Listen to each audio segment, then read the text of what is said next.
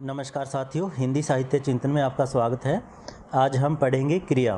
क्रिया क्या होती है, कर्म के आधार पर या फल के आधार पर क्रिया के कौन कौन से भेद हैं और संरचना के आधार पर क्रिया कितने प्रकार की होती है, ये सभी करने वाले हैं। अगर अभी तक आपने चैनल को सब्सक्राइब नहीं किया तो सब्सक्राइब कर लें ताकि आगे आने वाली वीडियो आपको मिलती रहे। तो आइए शुरू करते हैं। क्रिया किसी कार्य का होना या करना क्रिया कहलाता है। अन्य शब्दों में जो शब्द या शब्द समूह किसी कार्य, घटना या अस्तित्व का बोध कराते हैं वे क्रिया कहलाते हैं। बिना क्रिया के वाक्य पूरा नहीं होता, भले ही क्रिया प्रत्यक्ष ना होकर परोक्ष हो। यह यानी कि चाहे क्रिया वाक्य में दिख नहीं रही हो तो भी क्रिया उसके अंदर समाहित होती है। क्रिया के बिना वाक्य पूरा नहीं होता।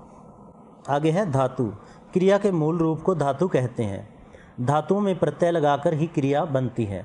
जैसे आ, जा, पढ़, लिख, रो, ये सभी धातुएं हैं। उनमें ना जोड़कर क्रियाएं जैसे आना, जाना, पढ़ना, लिखना, रोना आदि क्रियाएं बनती हैं। मूल धातु का प्रयोग केवल तू के साथ होता है और उस स्थिति में वह आज्ञाकारक क्रिया होती है। जैसे तू जा, तू पढ़, तू लिख। आगे है क्रिया के भेद। कार्य तथा फल के आधार पर क्रिया के दो भेद हैं, अकर्मक और सकर्मक। अकर्मक क्रिया जिस क्रिया का फल कर्ता पर ही पड़ता है, जहाँ कर्म नहीं होता, अकर्मक क्रिया कहते हैं। जैसे मोहन हंसता है, मोहन करता है और हंसना क्रिया है, इसके अंदर कर्म नहीं है। कमला रोती है, गोपी लज्जा गई, वह दौड़ेगा। इन सभी वाक्यों में हंसना, रोना, लज्जाना, दौड़ना ये सब अकर्मक क्रियाएं हैं। दूसरी है सकर्मक क्रिया। सकर्मक जिसमें कर्म शामिल होता है। जिस क्रिया के कार्य का फल कर्ता को छोड़कर कर्म पर पड़े उसे सकर्मक क्रिया कहते हैं। इन क्रियाओं में कर्म अवश्य होता है। जैसे राम ने रावण को मारा, मारना क्रिया है, रावण कर्म है और राम कर्ता है। क्रिया का प्रभाव कर्म पर पड़ रहा है, कर्ता पर नहीं पड़ रहा, क्योंकि मरने वाला है रावण। अगला वाक्य है मैंने केवल फल खाए। खाना क्रिया है, फल कर्म है, मैंने कर्ता है।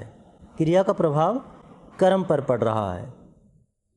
वह पानी पीती है, विद्यार्थी निबंध लिखता है, रोगी औषधि का सेवन करता है। इन सभी वाक्यों में क्रिया का फल है वो कर्म पर पड़ रहा है, कर्ता पर नहीं पड़ रहा, इसीलिए ये सकर्मक क्रियाएं हैं। सकर्मक क्रिया के दो भेद हैं, एक कर्मक क्रिया, द्विकर्मक क्रिया। एक कर्मक क्रिया वाले वाक्य में केवल एक कर्म होता है। जैसे मैं पुस्तक पढ़ता हूँ, पढ़ना क्रिया है, पुस्तक कर्म है। बालक दूध पीता है, इसमें भी एक कर्म है। अगली है द्विकर्मक क्रिया। द्वि होता है दो। द्विकर्मक क्रिया वाले वाक्य में दो कर्म होते हैं। जैसे अध्यापक विद्यार्थियों को पुस्तक पढ़ाते हैं, पुस्तक कर्म है और विद्यार्थी भी कर्म है, इसके अंदर दो कर्म होते हैं। माँ बालक को दूध देती है, दूध कर्म है और बालक भी कर्म है। इस तरह इन वाक्यों में दो कर्म होते हैं जिनके कारण इन्हें द्विकर्मक क्रिया कहते हैं। संरचना की दृष्टि से क्रिया के भेद। संरचना की दृष्टि से मुख्य रूप से क्रिया चार प्रकार की होती है: संयुक्त क्रिया, नाम धातु क्रिया, प्रेरणार्थक क्रिया और पूर्वकालिक क्रिया। संयुक्त का अर्थ है जो कईयों से जोड़कर बनाई गई हो। जब अर्थ को प्रकट करने के लिए दो या दो से अधिक क्रियाएं मिलकर किसी एक पूर्ण क्रिया का निर्माण करती है तो उसे संयुक्त क्रिया कहते हैं। संयुक्त क्रिया मुख्य तथा गौण क्रिया के योग से बनती है। जैसे पानी बरसने लगा, वह पढ़ने लगा। पढ़ना मुख्य क्रिया है, बरसना गौण क्रिया है। इस वाक्य के अंदर दो क्रियाएं हैं। इसी तरह मोहन को लिखने दो, मुझे जाने दो। जाना मुख्य क्रिया है और लिखना गौण क्रिया है। दूसरा है नाम धातु क्रिया।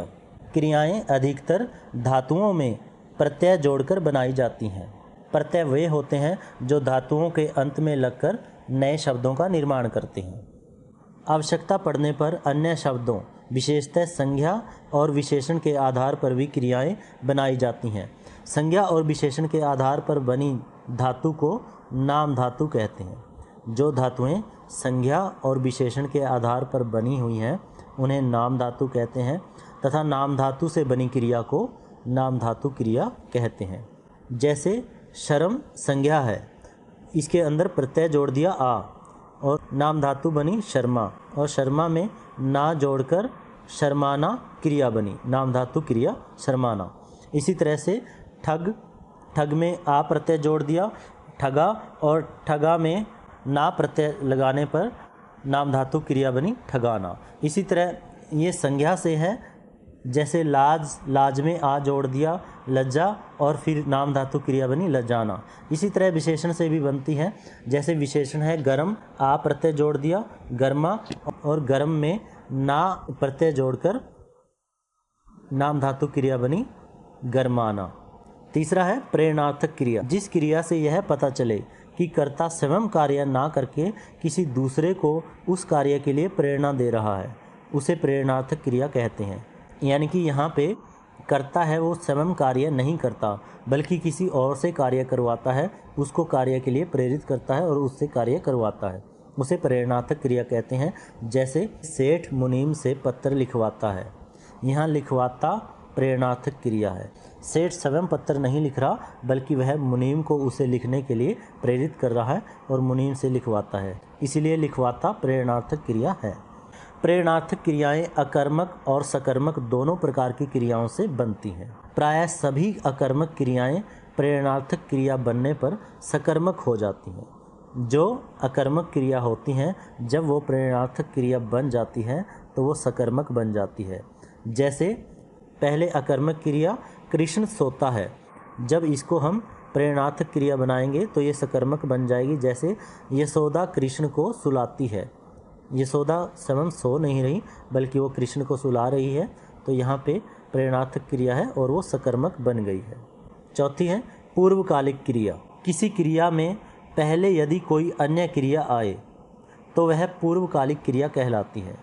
मुख्य क्रिया से पूर्व किए जाने वाले कार्य या व्यापार को बताने वाली क्रिया को पूर्वकालिक क्रिया कहते हैं।